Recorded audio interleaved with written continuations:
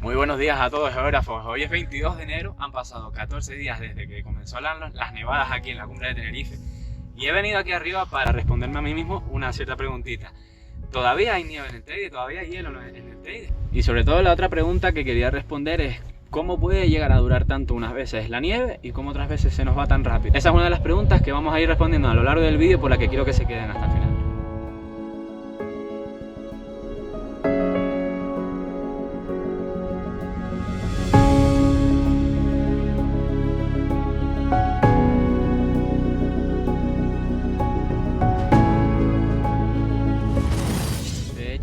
Puede llegar a durar no solo estas 2 semanas que ha durado la nieve aquí, sino que hay determinadas zonas aquí en Izaña y en otras islas también, en Gran Canaria, en La Palma, pero aquí en Tenerife hay muchos, se llaman neveros, que son antiguas construcciones donde se conservaba la nieve para poder venderla. Era una industria bastante importante en los siglos XVIII y XIX para poder venderlas, porque ustedes imagínense, antes no existían frigoríficos, antes no existía forma de acceder a este recurso. Y es muy importante que recordemos parte de nuestra historia canaria y les voy a enseñar cómo se puede llegar a conservar la nieve de una forma mucho más duradera en el tiempo que muchos de nosotros ni sabemos, porque yo era uno de los primeros que no conocía esto de los neveros, así que me va a encantar descubrirlos y enseñárselos a ustedes también al mismo tiempo. Lo que quiero es enseñarles los neveros de Tenerife. Los neveros de Tenerife eran lugares donde se guardaba nieve para apilarla y poder usarla con fines terapéuticos, para conservar comida, con fines también para hacer refrescos. Se vendía mucho en el puerto de la Cruz para el turismo. Y cómo era capaz de llegar la nieve que caía en la cumbre de Tenerife hasta, por ejemplo, hasta la Orotava, hasta el puerto de la Cruz, cómo se conservaba, cómo se sacaba, se extraía y cómo luego se aprovechaba. Como les digo, estos neveros eran estructuras en las que se guardaba, se apilaba la nieve que caía con las borrascas, con las tempestades como Filomena, por ejemplo. Se apilaba dentro, se pisaba para que escapara el aire que contenía la nieve, se convertía en hielo y luego se tapaba con materiales aislantes de la época, como podía ser la pinocha, como podía ser la retama, como podía ser la madera, y así era capaz de durar esa nieve todo, incluso los veranos, los calores, los rigores del verano la aguantaban de esa forma, y así podían usarla sobre todo en esa época, y también era la única fuente natural de agua en verano para los transeúntes aquí cuando subían al Teide. Imagínense, en el siglo XVIII y XIX las únicas fuentes de agua que habían eran en el norte, por ejemplo, en el sur cuando venías de altitudes mucho más abajo. La única forma de conseguir agua a estas altitudes en esa época pues eran las nieves que guardaban de las tempestades para que duraran incluso 2 años. O sea, no solo aguantaba el verano en sí, sino hasta el año siguiente de esta forma, ¿no? Con el propio material volcánico que actúa como aislante. Se usaba también el material que estaba disponible aquí en las cumbres, como la pinocha, que abundaba. El ser humano aquí en Canarias siempre ha sabido aprovechar lo poco que tenía para jugarlo a su favor, y hacía que la nieve pues pudiera aguantar pues prácticamente 1 año, 2 años incluso, y sobre todo, como veremos arriba en el nevero del Teide, que es el nevero de los neveros, donde al ser a más altitud pues más aguantaba la nieve durante más tiempo. Ese es el dato, sobre todo el de 2 años, donde más aguantaba la nieve es ahí en ese nevero, que luego veremos. Si tenemos suerte de llegar y ver también nieve dentro, pues van a alucinar cómo es capaz de conservar. Es una gruta natural capaz de conservar nieve a gran escala. Veremos los neveros que hay en Izaña. Les voy a enseñar 2 de ellos, los que más o menos son de los que mejor conservados están. Pues vamos a disfrutar de ellos.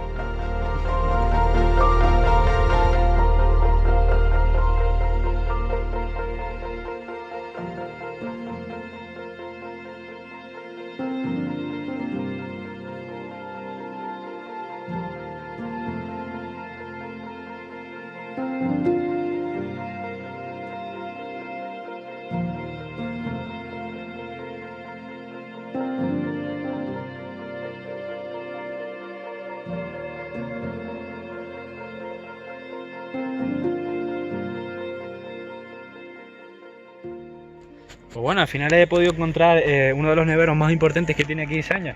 Es una brutalidad, o sea, pueden apreciar unos metros hacia abajo, realmente son entre 6 y 8 de profundidad.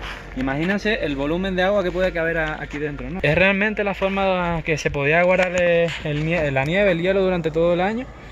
Y no sé, yo estoy impactado de estar aquí, de ver esta tremenda cavidad que obviamente la ha hecho el hombre, apilando bloques de lava.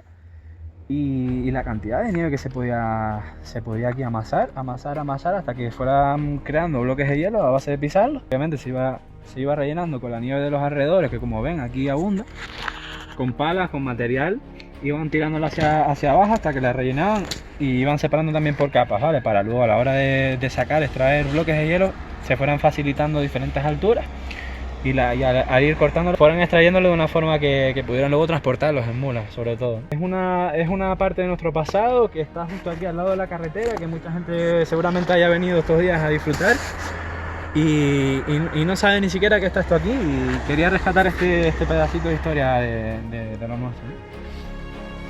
Es brutal.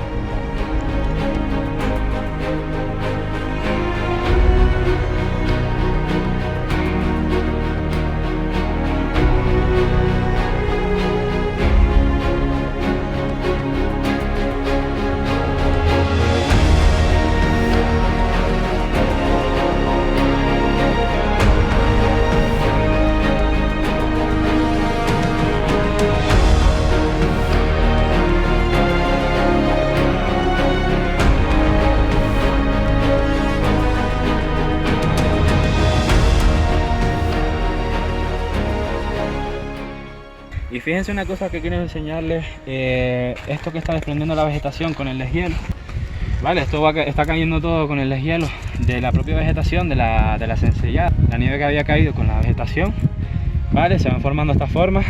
Fíjense que tiene burbujas de aire dentro del hielo, y esto es muy importante porque para que se conservara bien el hielo que guardaban durante el verano incluso, había que pisar la nieve a tope, o sea, había que pisarla muy bien para que liberara todo el aire que cae con la nieve, porque con la nieve cae aire también, y al depositarse, si no la pisas, ese aire continúa dentro del hielo y lo que hace es calentar más ese hielo, porque como saben, el aire se calienta mucho más fácil que el agua o que el hielo. Entonces, por eso en los neveros era muy importante pisar bien la nieve y liberar el aire que había en la nieve y convertirlo en hielo, compactarlo. Un poco esa es la visión que quiero dar con esta nueva serie, que voy a hacer un poquito como de pateos, o sea, se van a ir conmigo, yo suelo ir de senderos, solo ir a rincones muy diferentes, y eso es lo que quiero enseñar y que vean conmigo.